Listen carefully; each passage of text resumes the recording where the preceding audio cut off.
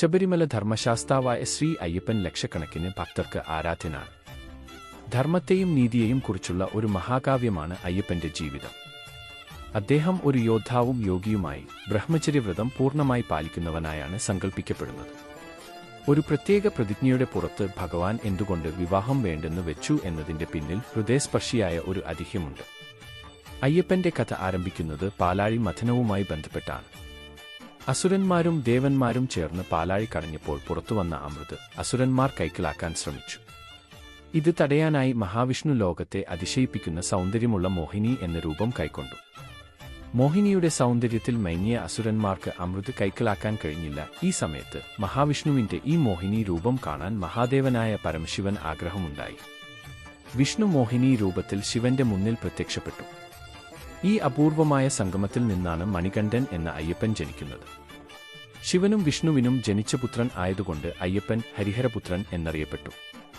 ഭഗവാന്റെ അവതാരോദ്ദേശ്യം ഭൂമിയിൽ ശക്തി നേടി അഴിഞ്ഞാടിയിരുന്ന മഹിഷി എന്ന രാക്ഷസിയെ നിഗ്രഹിക്കുക എന്നതായിരുന്നു. മഹിഷാസുരന്റെ സഹോദരിയായ മഹിഷിക്ക് ശിവനും വിഷ്ണുവും ചേർന്നുള്ള ശക്തിക്ക് മാത്രമേ തന്നെ കൊല്ലാൻ കഴിയൂ എന്ന വരം ലഭിച്ചിരുന്നു.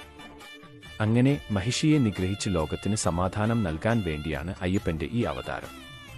ശിശുവായ അയ്യപ്പനെ പമ്പാനദിയുടെ തീരത്ത് വെച്ച് പന്തളത്തെ രാജാവായിരുന്ന രാജശേഖരൻ കണ്ടെത്തുകയും ദത്തെടുത്ത് വളർത്തുകയും ചെയ്തു. മക്കളില്ലാതിരുന്ന രാജാവിനും രാജ്ഞിക്കും ഇതൊരു ഈശ്വരാനുഗ്രഹമായിരുന്നു. മണികണ്ഠൻ അതിവേഗം വളർന്നു. വിദ്യയിലും ആയോധനകലകളിലും അദ്ദേഹം അസാമാന്യ പ്രാഗൽഭ്യം പ്രകടിപ്പിച്ചു. രാജാവിന് സ്വന്തം പുത്രനെപ്പോലെ മണികണ്ഠനെ സ്നേഹിച്ചു.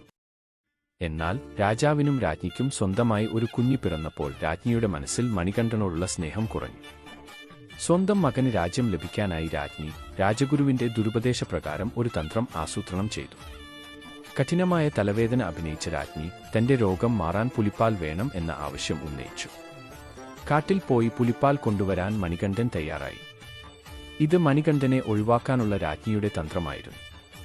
പുലിപ്പാലിനായുള്ള യാത്ര മഹിഷി നിഗ്രഹത്തിലേക്കുള്ള വഴി തുറന്നു. കാട്ടിൽ വെച്ച് മണികണ്ഠൻ മഹിഷിയുമായി ഏറ്റുമുട്ടി. ഈ യുദ്ധം ലോകം കണ്ട ഏറ്റവും ഭീകരമായ പോരാട്ടങ്ങളിൽ ഒന്നായിരുന്നു. ഒടുവിൽ ദിവ്യശക്തികൾ ഉപയോഗിച്ച് അയ്യപ്പൻ മഹിഷിയെ നിഗ്രഹിച്ചു. മഹിഷിയുടെ ശരീരം ഭൂമിയിൽ പതിച്ചതോടെ അവൾക്ക് ശാപമോക്ഷം ലഭിക്കുകയും പൂർവ്വജന്മത്തിലെ സുന്ദരിയായ ഒരു ദേവതയായി മാറുകയും ചെയ്തു. ഈ ദേവതയാണ് ഭക്തർ മാളികപ്പുറത്തമ്മ എന്നും ചില കഥകളിൽ ലീല എന്നും വിളിക്കുന്നത്. മഹിഷിയായിരുന്ന അവസ്ഥയിൽ അനുഭവിച്ച ദുരിതങ്ങളിൽ നിന്ന് മോചിതയായ ദേവത തന്നെ രക്ഷിച്ച അയ്യപ്പനോട് അഗാധമായ പ്രണയം തോന്നുകയും അദ്ദേഹത്തെ വിവാഹം കഴിക്കാൻ ആഗ്രഹം പ്രകടിപ്പിക്കുകയും ചെയ്തു. ശാപമോക്ഷം ലഭിച്ച ദേവതയുടെ ആവശ്യം കേട്ട അയ്യപ്പൻ താൻ ലോകരക്ഷയ്ക്കായി വന്ന അവതാരമാണെന്നും തന്റെ ദൗത്യം പൂർത്തിയാകുന്നതുവരെ ബ്രഹ്മചര്യവ്രതം പാലിക്കേണ്ടതുണ്ടെന്നും വ്യക്തമാക്കി. അദ്ദേഹം മാളികപ്പുറത്തമ്മയെ സമാധാനിപ്പിച്ചുകൊണ്ട് ഒരു വാഗ്ദാനം നൽകി. ആ വാഗ്ദാനമാണ് അയ്യപ്പന്റെ ബ്രഹ്മചര്യവ്രതത്തിന്റെ പ്രധാന കാരണം. ഓരോ വർഷവും ഇവിടെ എന്റെ സന്നിധിയിൽ തീർത്ഥാടനത്തിന് കോടിക്കണക്കിന് ഭക്തർ എത്തും. ഈ ഭക്തരിൽ ആദ്യമായി ശബരിമല ദർശനം നടത്തുന്നവരാണ് കന്നിസ്വാമിമാർ. കന്നിസ്വാമിമാർ ആരും വരാത്ത ഒരു വർഷം എപ്പോഴെങ്കിലും ഉണ്ടായാൽ അന്ന് ഞാൻ നിങ്ങളെ എന്റെ ധർമ്മപത്നിയായി സ്വീകരിക്കും. അതുവരെ നിങ്ങൾ ഇവിടെ എന്റെ വലത് ഭാഗത്തുള്ള സന്നിധിയിൽ എന്നെ സേവിച്ചുകൊണ്ട് കാത്തിരിക്കുക. ഈ വാഗ്ദാനം മാളികപ്പുറത്തമ്മയ്ക്ക് ഒരു ആശ്വാസമായി. അന്നുമുതൽ അയ്യപ്പന്റെ ക്ഷേത്രത്തിന് സമീപം മാളികപ്പുറത്തമ്മ കുടികൊള്ളുന്നു. മാളികപ്പുറത്തമ്മ ഓരോ തീർത്ഥാടന കാലത്തും ശരംകുത്തിയിലെത്തി കന്നിസ്വാമിമാർ എറിഞ്ഞ ശരങ്ങൾ ഉണ്ടോ എന്ന് നോക്കാറുണ്ട്. ആ ശരങ്ങൾ കാണുമ്പോൾ തന്റെ വിവാഹത്തിനുള്ള സമയം ആയിട്ടില്ലെന്ന് മനസ്സിലാക്കി ദേവി ദുഃഖിതയായി മടങ്ങുന്നുവെന്നും ഒരു വിശ്വാസമുണ്ട്.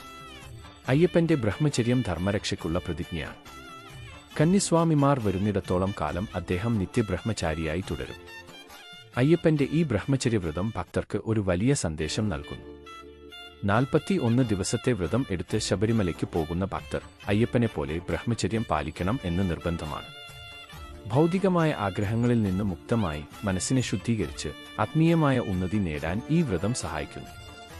അയ്യപ്പൻ തന്റെ ശക്തിയും ജീവിതവും ലോകത്തിന്റെ നന്മയ്ക്കായി സമർപ്പിച്ചു. മാളികപ്പുറത്തമ്മയോട് തന്റെ വിവാഹം ഒരു വ്യവസ്ഥയോടെ മാറ്റിവെച്ചതിലൂടെ തന്റെ ഭക്തർക്കും ധർമ്മത്തിനും വേണ്ടിയുള്ള ത്യാഗമാണ് അദ്ദേഹം എടുത്തു കാണിക്കുന്നത്. അതിനാൽ ശബരിമല ധർമ്മശാസ്താവ് ഒരു യോഗിയും ധർമ്മത്തിന്റെ കാവൽക്കാരനും നിത്യബ്രഹ്മചാരിയുമായി ഭക്തഹൃദയങ്ങളിൽ കുടികൊള്ളുന്നു.